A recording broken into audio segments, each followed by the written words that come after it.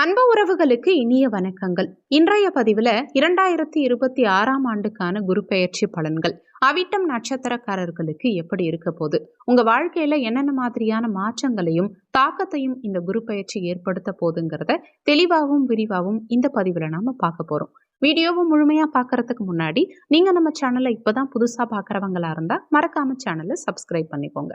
குரு பெயர்ச்சி நிகழும் தேதியை பொறுத்த வரைக்கும் திருக்கணித பஞ்சாங்கப்படி ஜூன் 2, 2026 செவ்வாய்க்கிழமை அன்னைக்கும், வாக்கிய பஞ்சாங்கப்படி மே 26, 2026 செவ்வாய்க்கிழமை அன்னைக்கும் குரு பெயர்ச்சி நிகழுது. குரு பகவான் மிதுன ராசியிலிருந்து தன்னுடைய உச்ச ராசியான கடக ராசிக்கு பிரவேசிக்கிறார். ஜோதிட உலகத்திலேயே மிக முக்கியமான, எல்லோராலும் ஆவலோடு எதிர்பார்க்கப்படக்கூடிய ஒரு விசேஷமான கிரக பெயர்ச்சி தான் இந்த 2026ஆம் ஆண்டு நிகழ இருக்கும் குரு பெயர்ச்சி. ஜூன் 2ஆம் தேதி நவக்கிரகங்கள்ல ஒரே இயற்கை சுபகிரகமான குரு பகவான் மிதுன ராசியிலிருந்து கடக ராசிக்கு பெயர்ச்சியாரார். இந்த குரு பெயர்ச்சியே ரொம்ப விசேஷம் தெரியுமா? சுமார் 12 வருஷத்துக்கு அப்புறம் குரு பகவான் தன்னுடைய உச்ச ராசியான கடக ராசியில் அமர்ந்து முழுபலத்தோட, அதாவது உச்சபலத்தோட சஞ்சாரம் செய்து நமக்கு சுப பலன்களை அள்ளி கொடுக்க போறார். இந்த உன்னதமான குரு பெயர்ச்சி செவ்வாயின் ஆதிக்கம் பெற்ற அவிட்டம் நட்சத்திரத்துல பிறந்தவர்களுக்கு என்ன மாதிரியான சிறப்பு பலன்களையும் திருப்பு முனைகளையும் தரப்போகுதுங்கிறத இப்ப பார்க்கலாம்.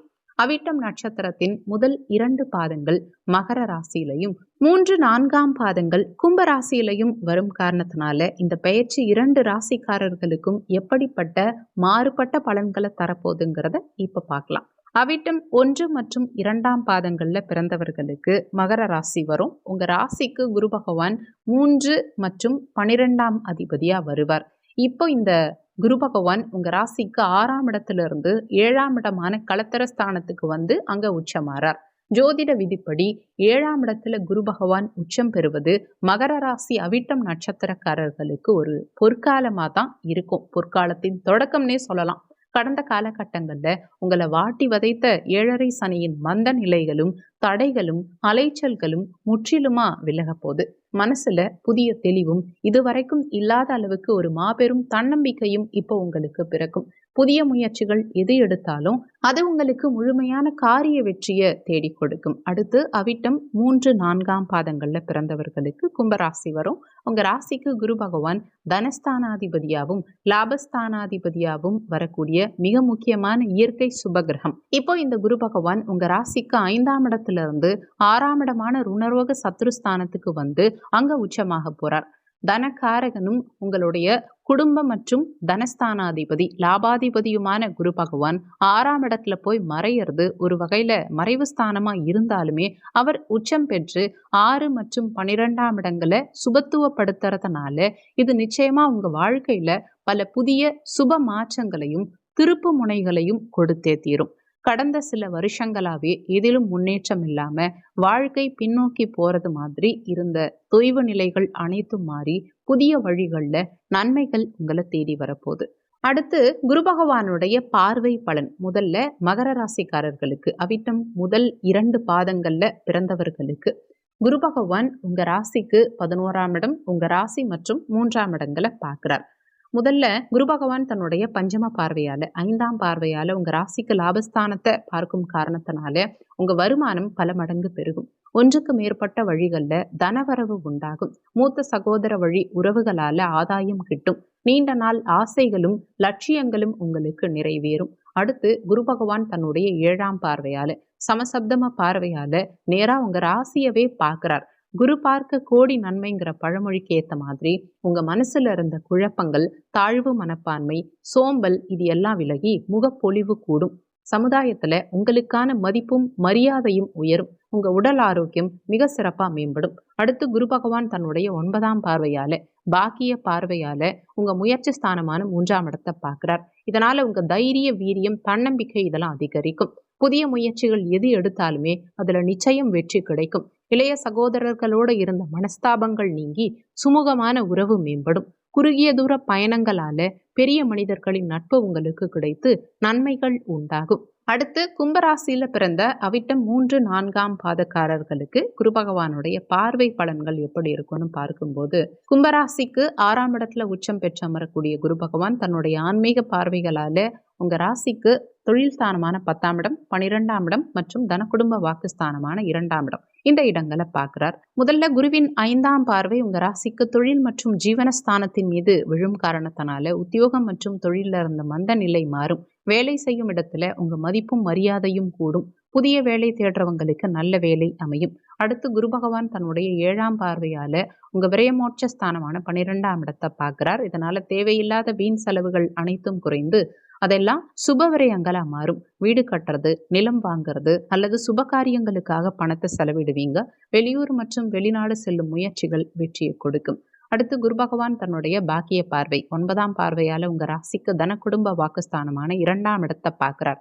குருவின் பார்வை தனஸ்தானத்தின் மீது பதியும் காரணத்தினால 6ஆம் இடத்துல குரு மறைந்தாலுமே உங்களுக்கு பணவரவுக்கு எப்பவும் பஞ்சம் இருக்காது. குடும்பத்துல இருந்த அனைத்து குழப்பங்களும் நீங்கி மகிழ்ச்சி பிறக்கும். உங்க பேச்சில் ஒரு கம்பீரமும் சாதுரியமும் உண்டாகும். அடுத்ததா அவிட்டம் நட்சத்திரத்தினுடைய 4 பாதக்காரர்களுக்கும் இந்த 2026 குரு பெயர்ச்சியின் தாக்கம் எப்படி தனித்தனியா இருக்க போகுதுங்கிறத நுணுக்கமா இப்ப பார்க்கலாம். முதல்ல அவிட்டம் முதல் பாதம் மகர ராசியில வரும். மேஷ நவாம்சம் கொண்ட அவிட்டம் முதல் பாதத்துல பிறந்த உங்களுக்கு செவ்வாயின் ஆதிக்கம் அதிகம் இருக்கிறதுனால இந்த குரு பெயர்ச்சியில உங்க தைரியமும் நிர்வாக திறமையும் பல மடங்கு அதிகரிக்கும். உத்தியோகத்துல புதிய பொறுப்புகளும் பதவிகளும் தேடி வரும். நிலம், பூமி சேர்க்கை அல்லது சொத்துக்கள் வாங்கும் முயற்சிகள் சாதகமா முடியும். கோபத்தை குறைச்சி அதிகார போக்க தவிர்த்தா இந்த காலகட்டத்துல உங்களால பெரிய வெற்றிகளை சாதிக்க முடியும்.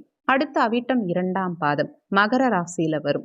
ரிஷப நவாம்சம் கொண்ட சுக்கிரனின் ஆதிக்கம் பெற்ற அவிட்டம் 2ஆம் பாதத்துல பிறந்தவர்களுக்கு கலைத்துறை, ஊடகம் அல்லது ஆடை ஆபரண தொழில் செய்யறவங்களுக்கெல்லாம் மாபெரும் திருப்பு முனைகள் உண்டாகும். குடும்பத்துல சுபகாரியம் கைகூடும். பொருளாதார நிலை முன்னாடி இருந்ததை விட திருப்திகரமா மாறும். புதிய ஆடம்பர பொருட்கள் அல்லது வாகனங்கள் வாங்கும் யோகம் உண்டாகும். இருந்தாலும் ஆடம்பர செலவுகளை கட்டுப்படுத்த வேண்டியது அவசியம். அடுத்து அவிட்டம் 3ஆம் பாதம் கும்பராசியில வரும். மிதுன நவாம்சம் கொண்ட புதனின் ஆதிக்கம் பெற்ற அவிட்டம் 3ஆம் பாதத்துல பிறந்தவர்களுக்கு உங்க புத்தி கூர்மையினாலையும் சாதுரியமான பேச்சினாலையும் காரியங்களை சாதிப்பீங்க.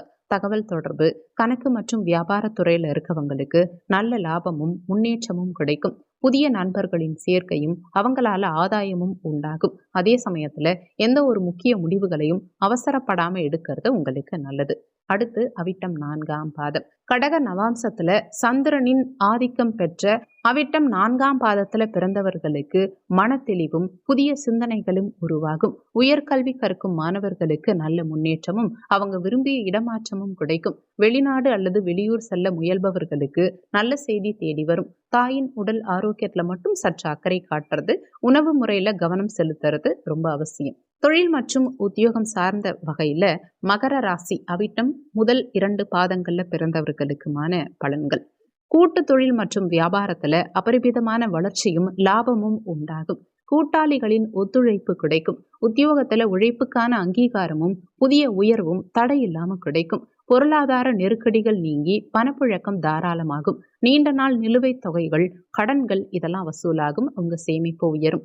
குடும்பத்துல கணவன் மனைவிக்கிடையே அந்யோன்யம் அதிகரிக்கும். உறவினர்களோட இணக்கமான சூழல் உண்டாகும். நீண்ட நாள் உடல் உபாதைகள் நீங்கி ஆரோக்கியம் சீராகும். தடைப்பட்ட திருமண முயற்சிகள் ஜூன் 2ஆம் தேதிக்கு பிறகு சிறப்பா கைகூடும். புத்திர பாக்கியம் இல்லாதவர்களுக்கும் புத்திர யோகம் கிடைக்கும். அடுத்து கும்பராசி அவிட்டம் 3, 4ஆம் பாதங்கள்ல பிறந்தவர்களுக்கான பலன்கள்.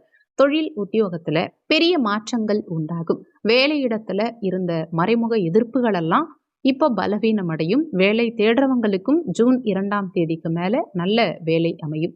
பொருளாதாரத்தை பொறுத்த வரைக்கும் தனவரவு திருப்திகரமா இருந்தாலுமே சுபவிரயங்களும் மருத்துவ செலவுகளும் வரலாம். புதிய கடன்களை தவிர்த்துக்கிறது நல்லது. பழைய கடன்களை அடைக்க புதிய வருமானத்துக்கான வழிகள் பிறக்கும். குடும்பத்துல கருத்து வேறுபாடுகள் வரலாம்ங்கிறதுனால பேச்சில் நிதானம் தேவை. வயிறு சம்பந்தப்பட்ட உபாதைகள் வர வாய்ப்பு இருக்கிறதுனால உணவு முறையில கட்டுப்பாடு அவசியம். காதல் வாழ்க்கையில அவசர முடிவுகளை தவிர்த்துக்கணும். திருமண முயற்சிகள்ல தடைகளுக்கு பின் சுபகாரியங்கள் கைகூடி வரும். வெளியூர் அல்லது வெளிநாடு தொடர்பான நல்ல வரன்கள் அமைய வாய்ப்புகள் உண்டு. இந்த காலகட்டம் சிறப்பா அமைய இந்த எளிமையான பரிகாரங்களை ஃபாலோ பண்ணுங்க. வியாழக்கிழமை தோறும் அருகில் இருக்கும் சிவாலயம் சென்று சிவபெருமானையும் தட்சணாமூர்த்தியையும் நெய் தீபம் ஏற்றி வழிபாடு செய்கிறது சிறப்பு. சனிக்கிழமை தோறும் ஏழை எளியவர்களுக்கு அன்னதானம் வழங்குறது சிறப்பு. குலதெய்வ வழிபாடு அவசியம் இந்த காலகட்டத்தில் பண்ணுங்க.